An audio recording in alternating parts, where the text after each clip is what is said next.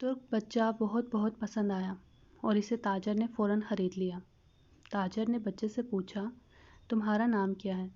لڑکے نے جواب دیا، جناب، میں اپنا نام بتا کر اپنے نام کی توہین نہیں کر سکتا۔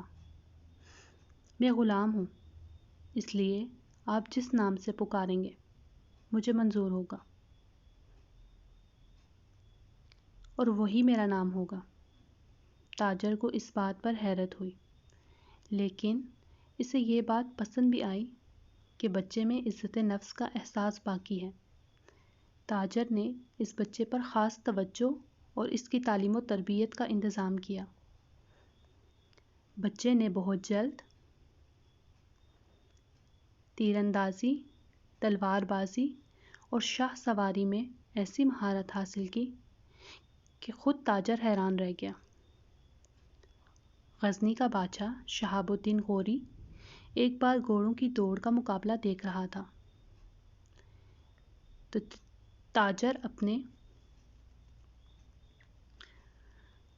غلام کو لے کر اس کے پاس پہنچا اور کہا کہ حضور، میرے اس غلام کو گھڑ سواری میں کوئی ہرا نہیں سکتا۔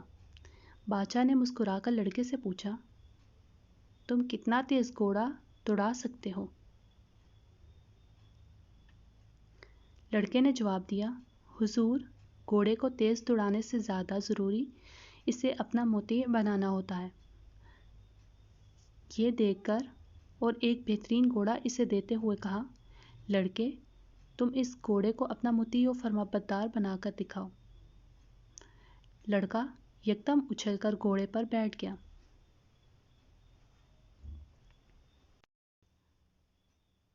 لے کر چلا گیا اور پھر پلٹ کر واپس آیا۔ لوگ ترک بچے کو دیکھ کر اور چونک کر حیران رہ گئے کہ واپسی میں بھی گھوڑا اپنے سموں کے نشان پر ہی چلتا ہوا آیا۔ سلطان غوری نے سوچا، جو شخص ایک جانور کو اس طرح اپنا فرمانبردار بنا سکتا ہے، اس کے لیے تو انسانوں کو مطیع بنانا کیا مشکل ہو سکتا ہے۔ اس نے فوراً اس غلام کو خرید لیا، جس کا نام قطب الدین تھا۔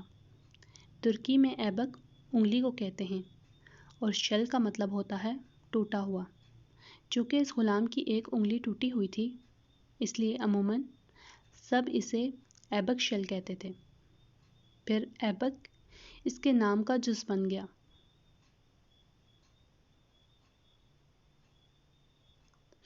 اور اس نے قطب الدین ایبک کے نام سے ہندوستان پر حکومت کی۔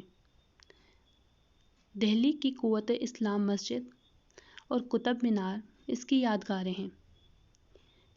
قطب الدین ایک سخی بادشاہ تھا۔ ایک مرتبہ ایک غریب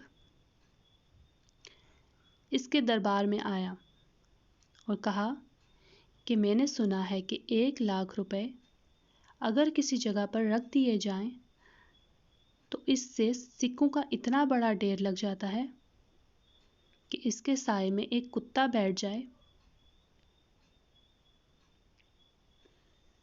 میں نے کبھی 1,00,000 روپے نہیں دیکھے۔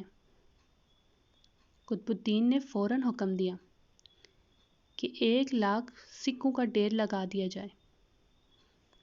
وہ غریب بہت دیر تک اس ڈھیر کو دیکھتا رہا